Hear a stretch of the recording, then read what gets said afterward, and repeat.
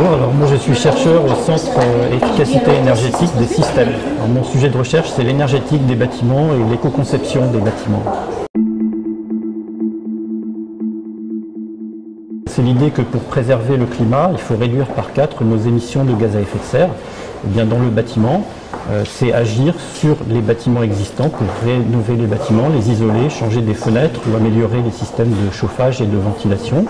Ou dans les bâtiments neufs, eh bien, c'est peut-être aller jusqu'à l'énergie positive, c'est-à-dire produire davantage d'électricité avec des énergies renouvelables que ce qu'on consomme dans les bâtiments. Les moyens, c'est l'isolation thermique, les isolants.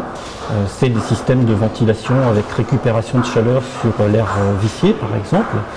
C'est des pompes à chaleur ou des techniques des chauffeurs solaires, du photovoltaïque sur les toitures, par exemple. Et tout ça, coordonné correctement, permet d'arriver à une performance intéressante sans nuire au niveau de confort dans les bâtiments. Souvent, les obstacles, c'est le manque de connaissance des personnes qui travaillent dans le secteur du bâtiment ou des gens qui commandent les travaux. Et puis, bien sûr, un obstacle financier.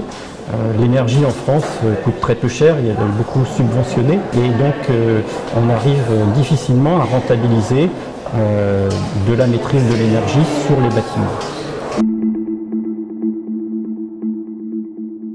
Avec le renchérissement des coûts de l'énergie et une plus grande prise de conscience des impacts environnementaux, il y a une sensibilisation des personnes qui fait que de plus en plus de personnes sécurisent leur patrimoine avec des actions de maîtrise de l'énergie. Et puis, on s'aperçoit aussi que créer des emplois dans les filières bâtiments, c'est quelque chose de bon pour le pays et c'est bon pour les industriels comme pour les particuliers ou les entreprises qui travaillent dans les bâtiments et qui doivent faire des économies d'énergie.